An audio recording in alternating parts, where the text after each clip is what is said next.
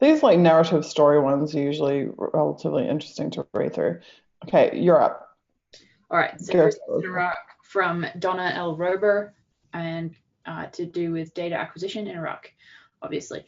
The first paragraph is unclassified, and it says, months ago, as I sat home watching the headlines filled with the latest casualties in Iraq, like so many other Americans, wondered why we were sacrificing our troops in a country that obviously didn't want us there.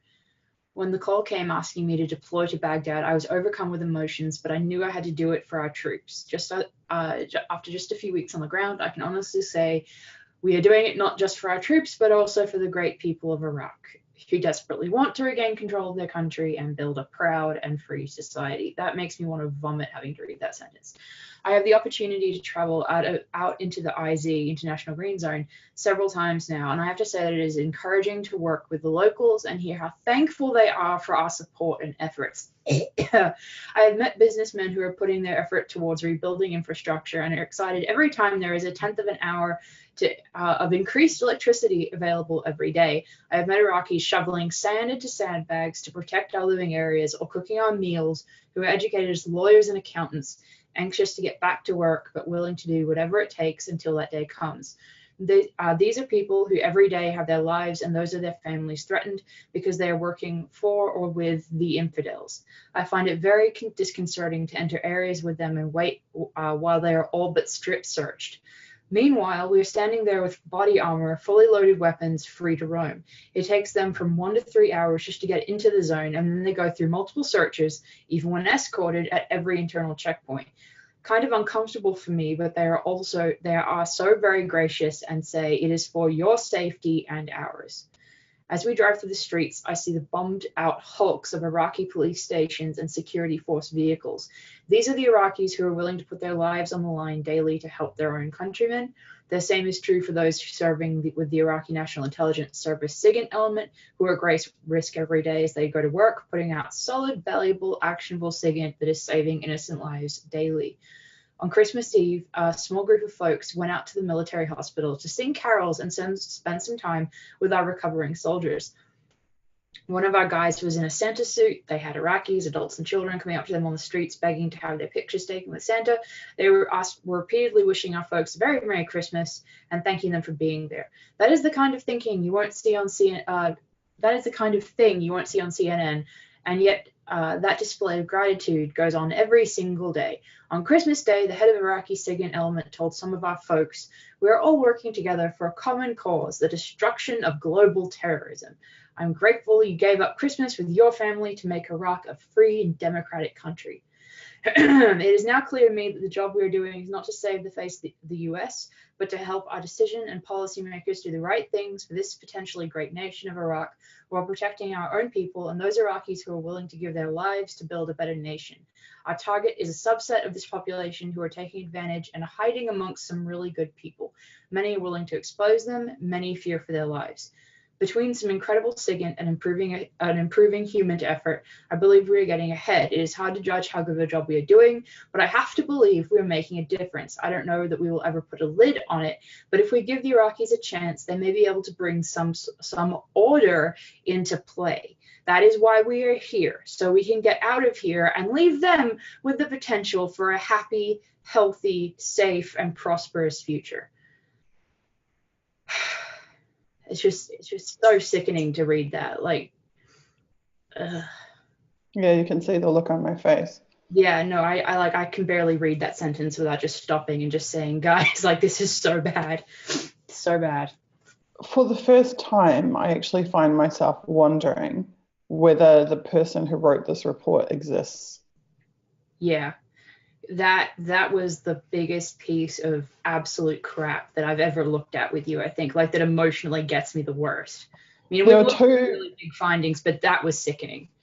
We've seen a lot of these missives from Iraq, and now we've seen them through 2003, 2004, and now we're in 2005. So this is the third batch of documents where we're reading these reports from the front line from Baghdad.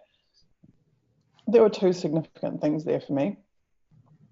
One is the fact that this person thinks that Christmas didn't happen in Iraq until the US Army arrived. Iraq was a secular society. Exactly. They had Sunni and Shia, and Iraqi Christians with churches living side by side in peace. They had Christmas trees and they had Santa Claus. Santa Claus did not come to Iraq because the US military bombed it and invaded it. Exactly. Santa and Chris, the reason the kids want to have their photo taken with Santa is because they used to have their photo taken with Santa before the country was invaded. But literally, this person is like, we've brought Santa to Iraq. Well, even We've more, like, brought Christmas to we brought Iraq. order to Iraq. We've brought order. You know, they came and destabilized the whole country, destroyed it, killed what, over 500,000 civilians. That's bringing order. I just don't even have words for that level of BS. And then she's like, the businessmen are so grateful when there is 1/10 of an hour more electricity. Do you know how much electricity they had before the US invaded? Yeah, They had exactly. they had 24 hours a day of electricity. Yeah, and those accountants that were filling sandbags, they had jobs. Now they're filling sandbags, and that's a good thing. You know? Oh my God, unbelievable. It was almost like a noble savage type narrative. Like, oh, they're so happy that we're, just coming in and imposing our will on them. They just love it. It's just great. The other significant thing, though, about that document is that it's the first time that we have seen an acknowledgement that things aren't going so great. That's what I actually get from that too, for sure. At the beginning, right? Like at the beginning, there was a line somewhere, I'm just rereading over it, that basically said, like, things, they still try and make it like things are gonna get better, there's still hope, we're still working towards this utopian society that we're somehow going to impose by bombing people and killing people. Yeah. But it was the first time that you got that sense of, like, it was right at the beginning when she says that about her not wanting to go there. Here we go. Why I wondered why we were sacrificing our. See, this is the other thing that makes me think it's really propagandistic, is that this reference here, because what it's doing is it's an acknowledgement from the NSA that people are not in support of this war. And the fact that we haven't seen that before. And the fact that yeah, go ahead. Like so many other Americans, I wondered why we were sacrificing our troops in a country that obviously didn't want us there. Yeah, but then the whole rest of the article is talking. Yeah, exactly. Exactly. Of course, yeah. Exactly. Then the whole rest of the article is, oh, but I met all these people that are totally fine with being strip searched for 3 hours to enter the green zone and to not be accountants and instead be shoveling sand and to have people dying all around them. And it's all okay because we brought Santa Claus and Christmas to Iraq. Like, it is full on hardcore propaganda. But the fact that they felt that they needed to put this sentence right at the beginning is them tacitly acknowledging that by this point, by what date are we now in January? 7th of January 2005, people didn't want America. Americans didn't want America in Iraq. Yeah, and the other thing is too, the fact that they talk so much about how the Iraqis love them bringing order, and the fact that they talk so much about how they're helping the country, that really makes me feel like the aim of this propaganda is to make is to create this narrative where the order is being imposed in a positive way, meaning that there is actually a lot of destabilization happening, as we know there was, as we know the country is being destroyed at that point. But so instead of, acknowledging that, they're going the opposite way and trying to create this fantasy where there's order being brought. So it's kind of like in the reverse sense, it shows you that there's a serious problem with destabilization happening. So. Totally. And things get a lot worse after this. Like by 2007, it's a total, complete and utter shit show. There's the death squads. There's like the body count going through the roof. So as we keep progressing through these documents, and guys, each batch of files is a year. It spans a year. So we're now in batch 5. By the time we get to batch 7 or batch 8, once Intercept eventually releases them, we will be seeing I would say they will not be able to just write these feel-good documents about how everything's still going to turn. Well, maybe they do. Maybe I they think are. they'll probably Maybe be like, they how, are that deluded. yeah, I think it'll be, how are we going to move forward? They won't acknowledge that they fucked up. They'll just be like, okay, well, what's our plan now? We're going to do a really great job fixing this mess, and they'll just pretend like they didn't make the mess. But And of course, one of the interesting findings from the last batch was that they admitted that they were nation building in yes, Iraq and in Afghanistan, which was the complete opposite of what Powell and all the other US UN mission diplomats and stuff were getting up and saying. They were saying, we are not there for nation building, we are there for terrorism. But internally, the NSA documents are saying, yep, we're there for nation building. Yep, yeah, we're going to build a country that's pro-US interests, serves our agenda. So, yeah. And hearing yet again, yeah, I was just going to say, yet again, what is sold to the American public by its leadership is the total opposite from what these intelligence agencies are telling each other on the inside.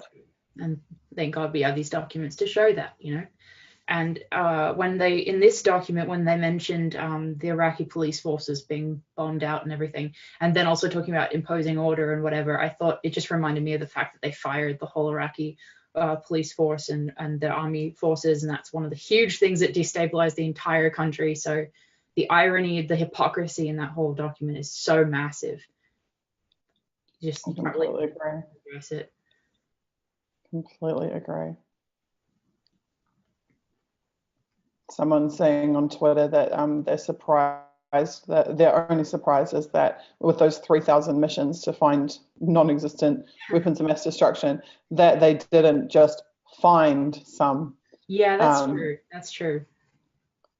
And a lot of people said the same thing, totally.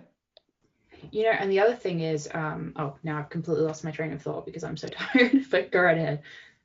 Thank you again to everyone who's tweeting out stuff, because it saves me a lot of trouble.